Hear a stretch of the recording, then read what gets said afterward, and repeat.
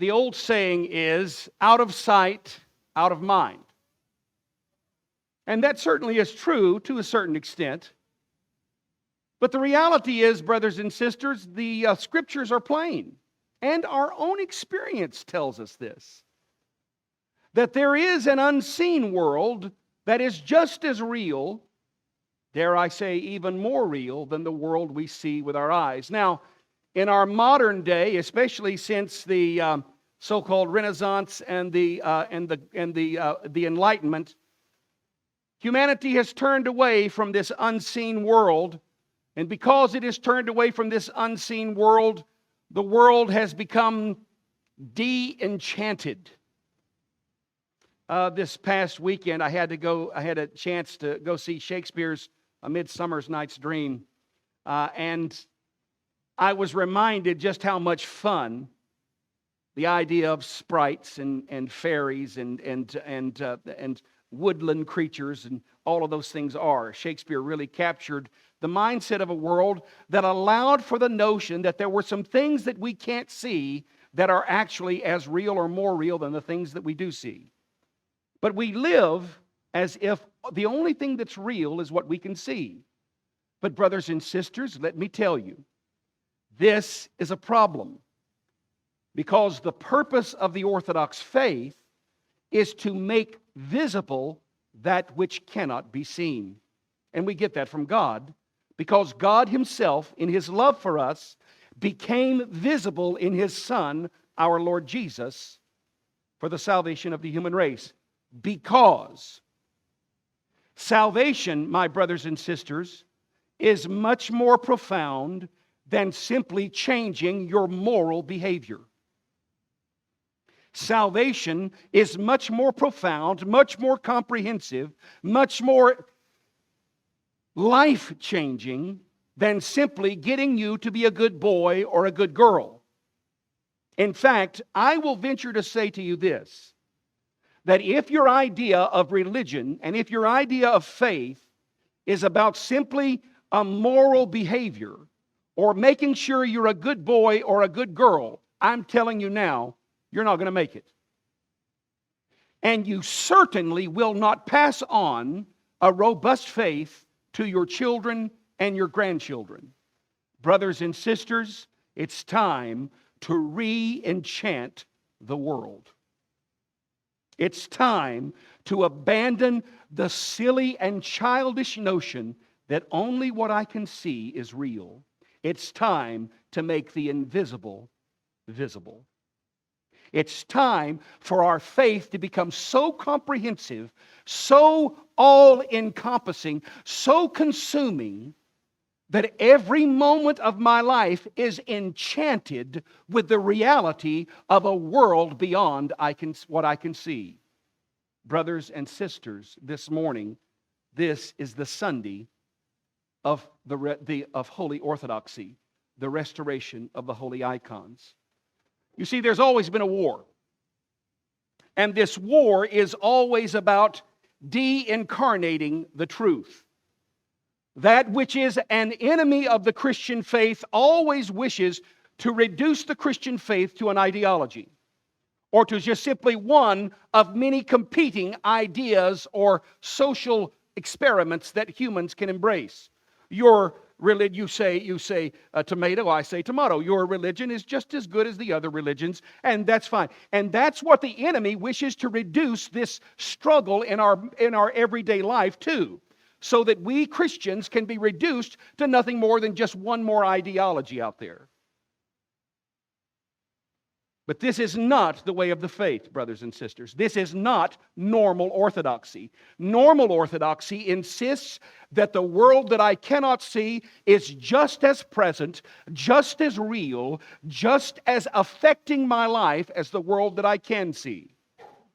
The enemy of your soul wishes you to ignore him and to think that all your problems are because, well, you just don't have the right set of circumstances. That way you will always be uncomfortable, you will always be unsatisfied, and you will always be without peace. But if this is a real spiritual war going on, then it behooves us, brothers and sisters, to embrace the wisdom that has been preserved for us in a normal Orthodox life to make visible the invisible. And so the church today celebrates the restoration of the holy icons. I love what Jesus says to Nathanael in our gospel lesson. He says, you're going to see greater things than these. Because, brothers and sisters, if you have the courage, if you have the faith, if you have the ability, if you're not so gripped by the present day inoculation against that which is real, if you're not so gripped by the notion that only what I can see is real, if you have the courage, the breadth of soul, to be embraced and embrace the fullness of the faith, then, my angels, you are able to see that which is unseen. Greater things than these you will see.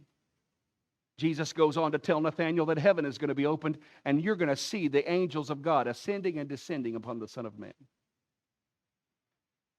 You see, brothers and sisters, the temptation in our life is to accept something smaller than what God has created us for.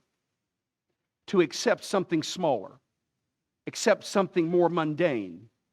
Accept something, well, this life is just, you're just going to die, and whoever dies with the most toys wins, and you only go around once in life, so you better grab for all the gusto. Feed your passions, feed your passions, feed your desires, feed your desires.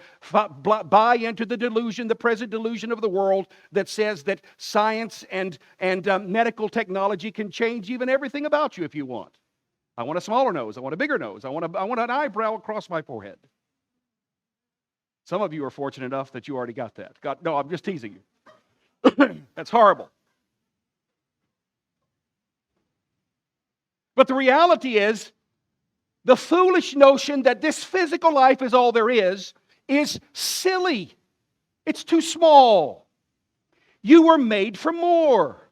You were made to step into an unseen realm that is filled with wonders beyond your imagination. It's the reason why I love Charlie and the Chocolate Factory so much. And the old one, not the new one. The new one, come on, give me a break. The old one is better. Come with me and you'll see a world of sheer imagination. I'm not going to go on. That's it. But the reality is, my angels, you were made for more. Why do you settle for this mundane existence? When the church offers you an invitation to step into a world filled with enchanted wonder and beauty and opportunity, and all you have to do is discipline your life so that you can see it. Discipline your life so that you can embrace it. And the church gives you the gift of Great Lent specifically for honing your vision to see beyond that which is the mundane.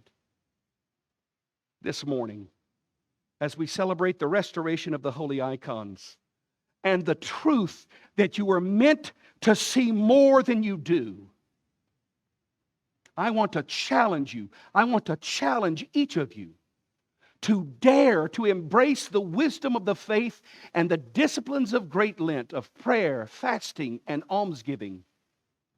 And see this three-legged stool as your spiritual optometry to see greater things than these. This morning, my brothers and sisters, you were made for more. You were made to see greater things. You were made to make visible that which is eternal. You were made to embody that huge, great cloud of witnesses that we heard about in our epistle lesson. What does the scripture say? Of whom the world was not worthy. Today, my angels, embrace a normal orthodoxy and see things you ain't never seen before. Don't let it be out of sight, out of mind. Because what you do with your body, you do with your soul as well. May God grant us the courage to see all He has for us. Amen. Thank you so much for watching. I pray this was a blessing to you. If it is a blessing to you, please don't forget to like and subscribe and share these videos. It really does help us a great deal. Speaking of helping us, if you'd like to support this media outreach, go to our Patreon site at Faith Encouraged on patreon.com. You can also visit us at our website at faithencouraged.org and write me at frbarnabas@faithencouraged.org. I look forward to seeing you next time. Don't forget to like and subscribe. God bless you.